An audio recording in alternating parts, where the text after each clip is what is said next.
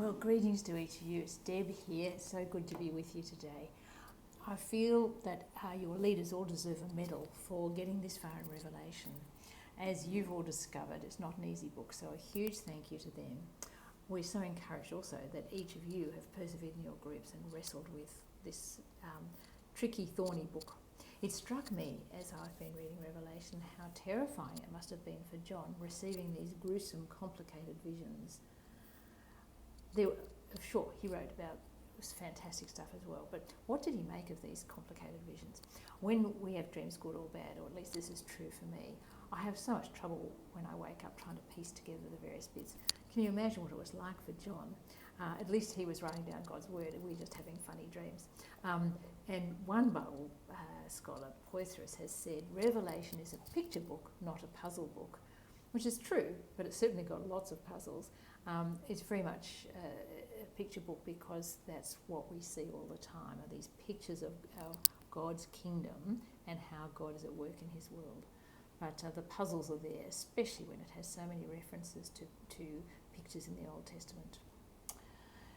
Well, our passage today is a really tricky one, from Revelation 19 through to verse 17 through to 20 verse 6. We're engaged in a cosmic battle of good and evil. So we see the angel calling the birds to take part in this war on the kings and the captains, the mighty men and the horses and the armies, the people who have persecuted God's people on earth. And we see Jesus taking command of the earth. He defeats his enemies. He takes on the beast. He takes on Satan. These two are thrown into the lake of fire in verse 20. We see that this battle is an outward display of humanity's, of our fight with God from the very beginning of creation.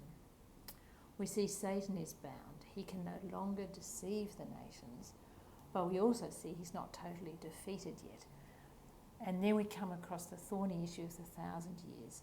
John talks about people on their thrones who are judging, and about the saints who have kept their faith in the face of suffering and tribulation and death.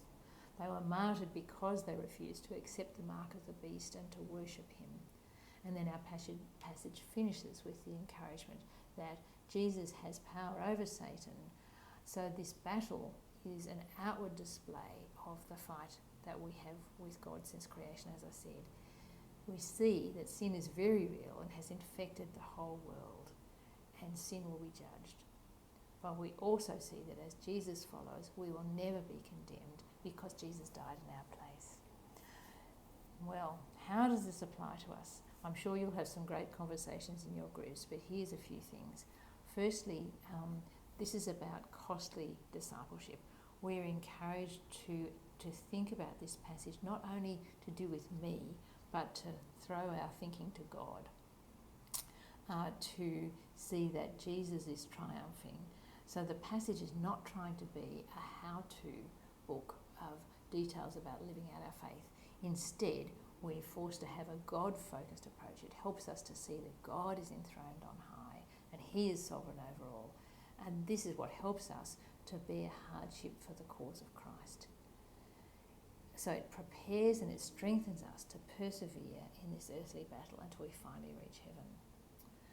The second thing is we see that this war in heaven sounds awful, but it also speaks of hope of a day when there will be heaven on earth. So this also gives us a reason to go on in this costly discipleship.